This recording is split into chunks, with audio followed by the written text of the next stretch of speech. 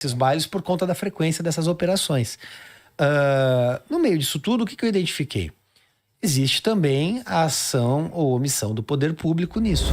Rubinho, eu queria que você explicasse para o pessoal um pouco da sua trajetória em cima da coisa dos pancadões, porque não começou agora na CPI, obviamente. Eu calculo aí por baixo uns 3 aninhos que você tá nessa. Exatamente. Né? Uns 3 anos. Desde 2023. Eu sempre comentei lá no meu canal que o seu nome e o nome do Osiel eram os únicos 2 nomes que a gente ouvia falar de alguém que estava pelo menos combatendo o baile funk. O Osiel, no caso, quando ele era subprefeito lá de Cidade Tiradentes, o nome dele era muito ecoado. Hoje em dia, o nome mais falado, de longe, é o seu.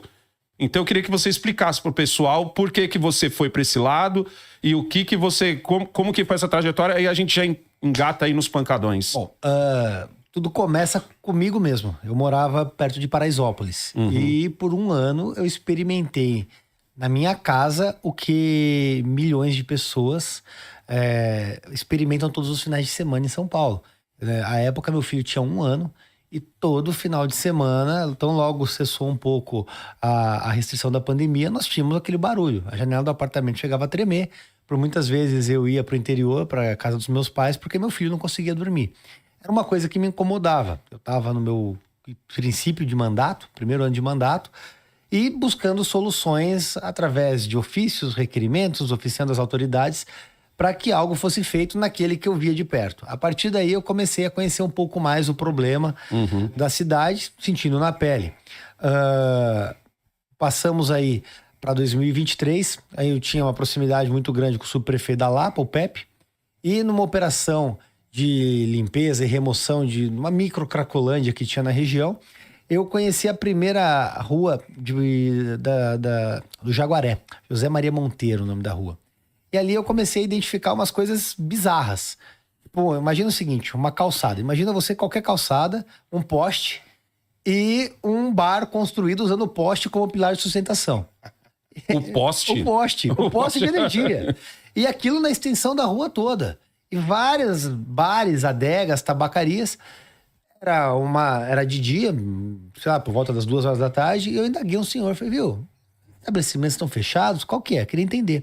Falou, não, isso aqui funciona o baile. Aí eu fui entender o baile do Jaguaré. Peguei um dia à noite, um sábado à noite, e resolvi encostar lá umas 11 horas da noite. Não dá pra entrar, mas cheguei perto. E aí eu vi o barulho, a bagunça, enfim. Falei com a subprefeitura e falei, não, a gente tem que fazer alguma coisa. Começou a conversar com as autoridades e montamos uma operação no Jaguaré contra esses bailes. O que a gente descobriu? Que boa parte desses estabelecimentos que organizam, que são os bares, adegas e tabacarias, estão em área pública invadida. Ou seja, você tem que remover eles de lá. E a gente começou... Inclusive usando poste. Inclusive, principalmente usando poste. É super seguro, né? Cara, tem churrasqueira feita no poste. Assim, é uma loucura. É só vendo pra acreditar. Tem vídeos no meu canal no YouTube, a churrasqueira usando o poste como base sabe aquelas churrasqueiras pré-moldadas? Sim, sim. E aí a gente começou a fazer o modelo e aperfeiçoar ele aos poucos. Se tornou bastante exitoso e eu consegui fazer cessar o baile do Jaguaré por 12 meses. No período que o Pepe permaneceu à frente da subprefeitura, a gente acabou com o baile do Jaguaré. E eu repliquei esse modelo ao longo da cidade. Óbvio, com o apoio da Polícia Militar, com o apoio da Polícia Civil, inquéritos, realizando o quê? Apreensão. Então a gente ia até os bailes, apreendia equipamentos, as bebidas, os freezers, tudo que está em área pública invadida, a autoridade tem a prerrogativa de fazer a apreensão. Então a gente passou a dar prejuízo para o crime organizado. A gente descobriu uma profundidade maior, uma ramificação. Eu acompanhei em Brasilândia uma ação da Polícia Civil que cumpriu mais de 40 mandados de busca e apreensão em bares, adegas e tabacarias que lavavam dinheiro para o crime organizado dentro dos pancadões. Mais uma das ramificações do crime organizado no meio disso. E aí, qual foi a conclusão que a gente chegou? O problema é maior do que a gente imagina, tá em todas as comunidades de São Paulo. Quase todo local que você tem uma comunidade, você tem um baile acontecendo. O crime organizado incentiva que aquilo aconteça, porque para eles é interessante para lavagem de dinheiro, para venda das drogas, para a própria propagação da narcocultura dentro daquela região. E é muito mais difícil de acabar do que a gente imagina. Não tem solução mágica. Mas a principal solução que a gente encontrou junto das autoridades era justamente levar prejuízo aos organizadores. Porque a partir do momento que toda semana tem operação, eles perdem o paredão de som. O paredão de som normalmente custa mais que o carro. E é destruído esse aparelho depois? Dá perdimento, a Polícia Civil apreende, eles não conseguem retirar novamente. Sim, mas ele é destruído? É destruído, ele... é destruído. Então eles perdem, eles não recuperam nunca esse aparelho. Essa é uma boa pergunta. Se o carro tá regular, se o carro tá bonitinho, eles recuperam o carro. Tem documento em dia, tudo. Sim. Equipamento não volta. Nunca volta. Nunca volta. Isso. É o que eles ficam falando que eu roubava as coisas dele. Não. A polícia prendia, eles perdiam pra polícia. Claro. No último sábado eu aprendi... E ainda tem esse contra-argumento, né? Não roubou... o cara tira a liberdade das pessoas ali de dormir, de ter uma... Ele tá roubando o sono de todo mundo e tá bravo que a polícia levou o equipamento embora. No sábado a gente apreendeu 3 paredões na comunidade Jaqueline numa operação. E aí você dá esse prejuízo para quem organiza, você dá prejuízo pros bares, adegas e tabacarias e pros paredões. Tanto que começou a diminuir alguns desses bailes por conta da frequência dessas operações. No meio disso tudo, o que eu identifiquei? Existe também a ação ou omissão do poder público nisso. Por quê? Veja, quando a subprefeitura da Lapa quis trabalhar nesse sentido, assim como o exemplo do Oziel que você deu, o Oziel puta cara nota 1000. Subprefeitura da Lapa é do Minato, né? Não, não. Da Lapa hoje tá o Coronel Telhada na Lapa. Tá. A época acho era que é Tatuapé, Vila Mariana, Minato. Isso. E o Oziel tá em São Mateus hoje, com um trabalho maravilhoso. Ele ficou uns 4 anos, acho que, na cidade de Tiradentes. Exato. E aí, assim, o que acontece? Quando a subprefeitura quer atuar, não apenas no dia do baile, mas aí durante a semana, para fazer a demolição, a remoção desses locais que estão em área pública invadida, nos finais de semana fazendo apreensão, consegue fazer cessar.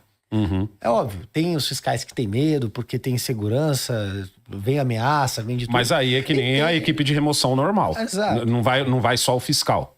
Não, vai a equipe de remoção, vai o fiscal, GCM, Polícia Militar, equipe de remoção, dá para resolver. Porque se eu começar a gerar prejuízo constantemente, o baile para. E as pessoas dormem. Se eu teve êxito, qualquer um pode fazer. Eu não sou especial. Só tinha vontade de resolver o problema.